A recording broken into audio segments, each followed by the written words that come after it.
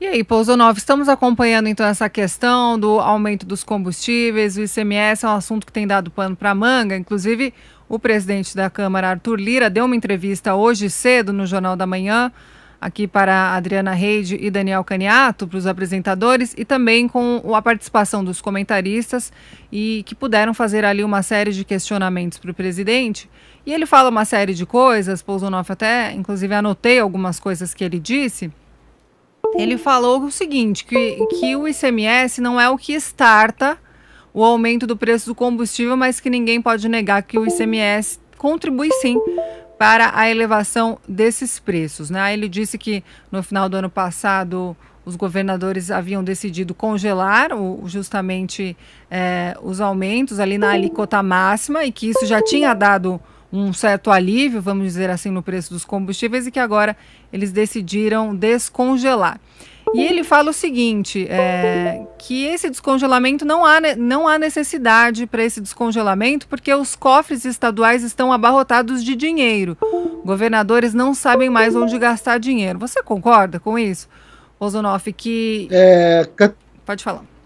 Não, Caterina, sim, eu concordo, sim, porque até essa arrecadação inflacionária, né? O governo federal mesmo bateu recorde de arrecadação no passado por causa da inflação. Então, os estados têm hoje margem de manobra. Agora, o governador do Piauí, né, o petista Wellington Dias, veja só como a gente vive tempos maquiavélicos, utilitaristas. Ele sabe usar muito bem esse discurso aí maquiavélico, está se aproveitando politicamente desse problema do aumento dos combustíveis. Ele sabe que a solução para isso hoje, a bola está com os estados. Os estados podem diminuir essa medida aí de congelar a tarifa do ICMS, que ela é calculada, é um cálculo bastante complexo, né, tem a média dos últimos 15 dias, uma coisa assim, mas não vi nenhum governador propondo a redução de fato do ICMS, né, que é um imposto estadual sobre esses combustíveis. E daí o Wellington Dias, no movimento político, maquiavélico, tentando tirar proveito apenas eleitoral, ele chama a responsabilidade, ele cobra a responsabilidade do governo federal, mas ele sabe que não a solução, mas uma medida que talvez ajudasse um pouco, já que a gente sabe que a formação do preço dos combustíveis é bastante complexa e depende de um preço internacional, de uma commodity que é o petróleo, a gente sabe que a solução, uma parte dessa solução está sim com os governadores.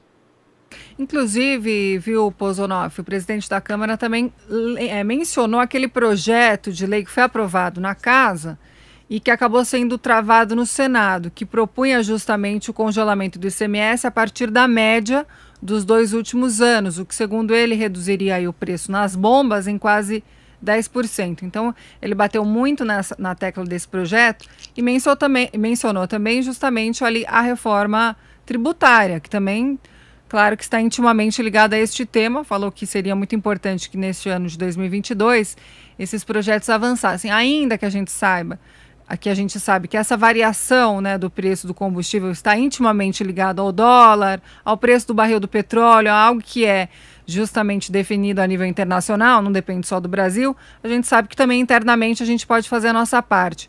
Você acha que seria justamente o caso aprovar esse projeto, né, destravar ele no Senado, ali com essa força política, ou mesmo levar essa discussão justamente para a reforma tributária, que é uma reforma extremamente importante, ainda que a gente sabe que em ano eleitoral é muito mais difícil criar-se aí um ambiente para avançar com essas propostas, né? Reforma tributária em ano eleitoral me dá muito medo, Caterina. Assim, eu nunca vi uma reforma tributária que realmente diminuísse aí a cobrança de impostos. É sempre uma manobra aqui, uma manobra ali, uma coisa acaba compensando a outra e no final das contas o que a gente vai ver é aumento de impostos. Então isso aí me dá medo ainda mais em ano eleitoral. Eu não acredito que essa reforma tributária venha a ser votada em ano eleitoral. A reforma administrativa também era muito importante, né? E aí eu sou obrigado aqui a criticar o governo Jair Bolsonaro, que ali em 2019 poderia ter aproveitado todo aquele capital político, o presidente Jair Bolsonaro recém-eleito, aquele clima até uma certa euforia ali no Congresso, né? O PSL, eu lembro que elegeu uma bancada enorme, mas logo vieram as traições, logo vieram as brigas aí infundadas, né? Brigas que não resultaram em absolutamente nada.